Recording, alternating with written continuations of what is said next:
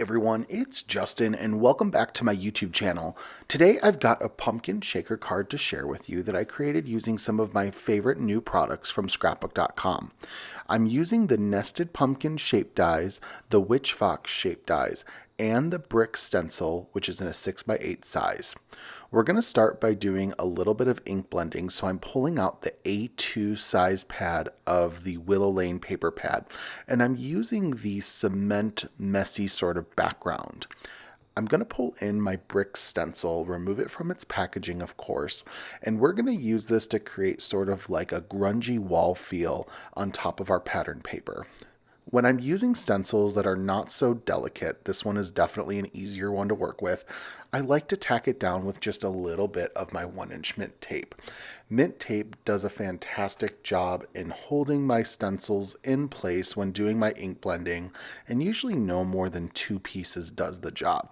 If I wanted to go a little extra, I could definitely put an extra 2 pieces so all 4 sides are reinforced, but this brick stencil cooperates pretty well with ink blending, so I only need to put those 2 pieces into place. I'm going to use 2 colors. I'm going to use Vintage Photo Distress Oxide ink and also Scorched Timber. You're going to see me go in with my mini foam blending tool, and I'm just going to blend a random-ish pattern using my tool with the Vintage Photo ink. I'm putting everything into place, and then once I have enough of the Vintage Photo down, I'm going to move on and sort of darken the edges of the Vintage Photo with the Scorched Timber Distress Oxide ink. I love using the Distress Oxide inks on top of pattern papers because of the quality of the ink. It doesn't really allow for the pattern of the paper to come through. So you're going to go ahead and see once I remove my stencil, we're going to get a nice, what I like to call a peel reveal, where you'll see that grungy brick pattern on that cement wall, and it's just perfect. But we got to add a little bit more. So I'm using some Twisted Citron Distress Spritz, and that's going to give some nice sort of green shimmery to our wall. I'm also pulling in some opaque white paper splatter by Picket Fence Studios, which I will go ahead and water down with a little bit of just my water in my sprayer. I use a clean watercolor brush and splatter it onto my background. Now, do keep in mind, because I am splattering on top of a colored ink, that color will transfer to the white and make it a little less white than normal. But I love the way that it turns out, and all I got to do now is set it aside to dry. I want to talk to you about how easy it's going to be to use nested dies to create a fun shaker pumpkin. I'm grabbing the Willow Lane paper pack and I'm going to pull in sort of this grungy orange pattern. I'm grabbing 2 sheets of it. I'll tell you why in a second. And we're also going to pull in this wood grain, which is going to add to texture for the stem of the pumpkin.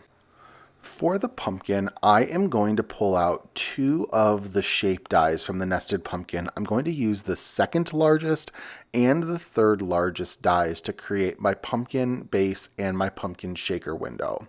To make my shaker window, I'm going to nest the 2 inside of each other on top of that grungy orange Willow Lane paper, and I will tack it down with a little bit of mint tape. Still that 1-inch size. I'm trying to put it so it's nice and stays in place. I have it going through my die cutting machine on my magnetic mat, so that's going to really help reinforce with keeping those dies in place. Now after that, I am going to die cut 1 layer of my pumpkin where it's just going to be that 2nd largest die, and this is going to act as a backing piece for my shaker element. Now here you see I've got the back of my pumpkin and my frame that I'll use for my shaker window. Of course, what's a shaker card without pulling in a little bit of acetate? I love using the Lawn Fawn acetate because it's got a very nice sort of weight to it. It's nice and thick, but the truth is, if you've got some extra stamp packaging sitting around in your stash, that's going to work just fine for this as well. Use whatever you prefer and you have on hand. I am going to use that 2nd largest pumpkin die, and we are going to tack it down with that mint tape. Once again, if you're trying to keep that mint tape handy, it'll make it really easy just to keep pulling it. I like to trim down my dies so that it saves real estate on my cutting plates. So I'll go ahead and die cut that, and here you'll see I've got my nested pumpkin acetate piece that's going to fit so nicely behind that frame element piece. Now, one last element of the pumpkin to die cut, we've got to work on that stem using the wood grain paper from the Willow Lane Pattern Paper Collection and the second largest stem die. We're going to tack that die down with some mint tape. Of course, I'm using the second largest stem because we are primarily using the second largest pumpkin die from the Nested Pumpkin Shape Die set, and we will die cut that through my Spellbinders Platinum 6 die cutting machine and my magnetic mat as well. That magnetic mat really helps keep those dies into place, and now that I have all of my elements all die cut out, I am going to use a Altenew mini ink blending tool to distress the edge of my pumpkin frame using some Vintage Photo Distress ink. I really like these small blending brushes to get the edges of my die cuts, especially using them with dye-based inks. I find that they work really well, and I just kind of keep going back and forth to make my edge a little more brown, a little bit more distressed, to add a little bit of shading and dimension to my project. Once my frame is completed, or think that it's completed, I take my base piece and some Crackling Campfire Distress ink, and I start to distress the edge of this in a different color. When I was prepping, I thought it would be nice for that crackling campfire to have a contrast to the vintage photo from the frame. You're going to see in a little bit I start to change my mind. I really actually like this crackling campfire a lot more than I thought I was going to, and I decided to integrate it into my frame as well. So spoiler alert, we're going to change the color of my frame just to kind of match what we have inside of the frame.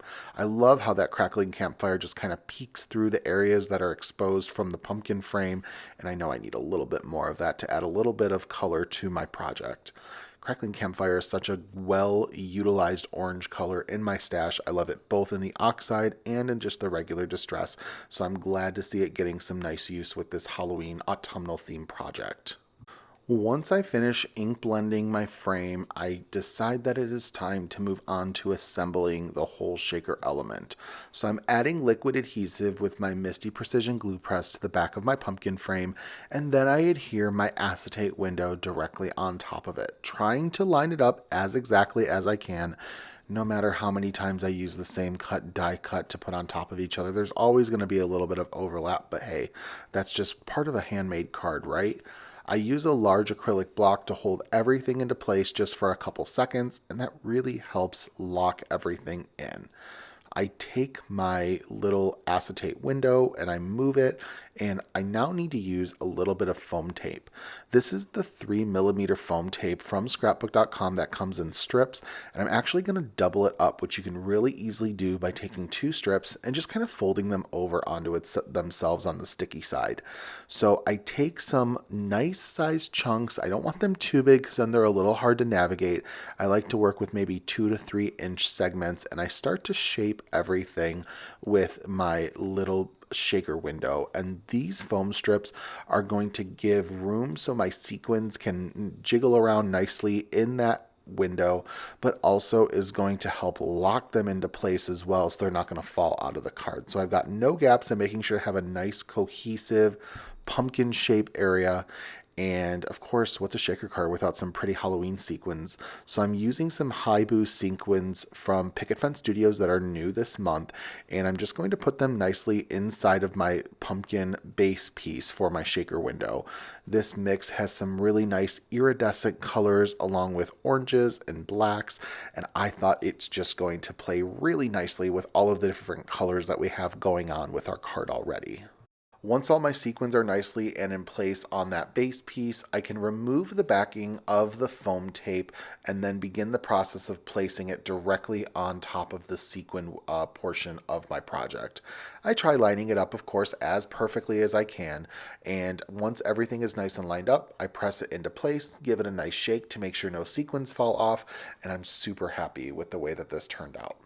Of course, we got to add that stem piece back in, so I'm grabbing my stem die cut along with my Vintage Photo Distress ink and mini blending tool, and I want to distress the edge of that stem just to give it a little bit of extra shading, just so it matches the rest of the pumpkin as well before we adhere it into place onto our pumpkin. So I'm just carefully blending it all up, and then what I'm going to do first is use my Misty Precision glue press to adhere my stem into place on the shaker element sentiment. But because we have so much foam tape going on, I'm also going to use some doubled up foam tape on the back of the stem as well. And that's going to make sure that that stem adheres evenly in perspective to the rest of the card elements we've got going on already. Once my foam tape is in place, it's now time to move on to the next portion of our card, which is going to be building our Happy Halloween sentiment using the Witch Fox shaped dies. I'm going to be utilizing the die cut sentiment that's included with this pack with some colored cardstock from the Rainbow Smooth Cardstock paper pad. Of course, this is the A2 size pad. We're going to use the yellow and the orange colors. I also end up pulling in a piece of scrap paper from the Willow Lane pattern paper collection that I used for a previous card. I tacked down my outline die for the sentiment, along with die cutting the word happy from the yellow cardstock, and then all of the letters for Halloween from the orange cardstock. I just thought it would be cool if the yellow was the top of the sentiment and the orange was on the bottom.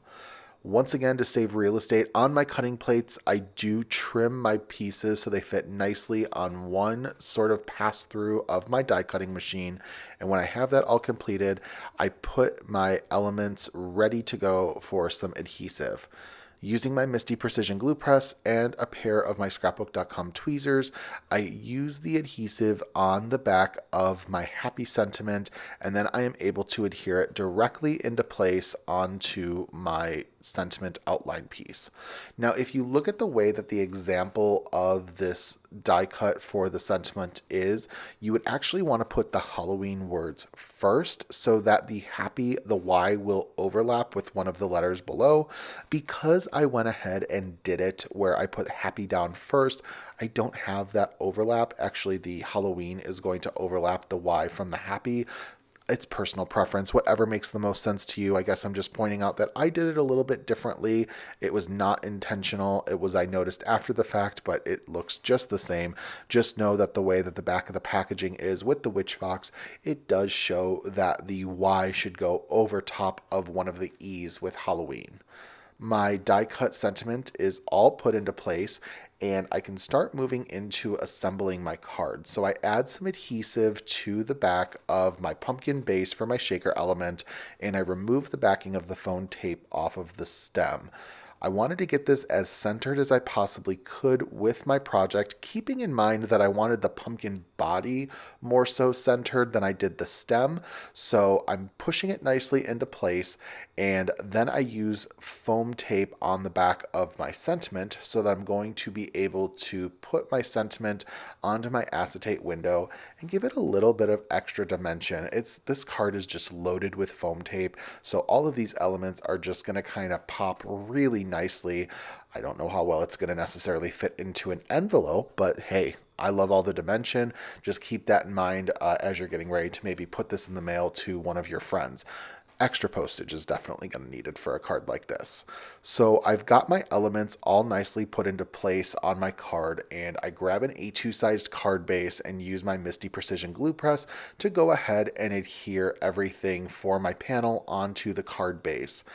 I don't like to do embellishments and then the card base because I feel like I could accidentally knock them off as I'm trying to make sure it adheres nicely to the card base. So in short, what I'm telling you is there's one more step after we get this card onto the card base, and that's going to be adding just a couple sequins from the Haibu sequin collection from Picket Fence Studios.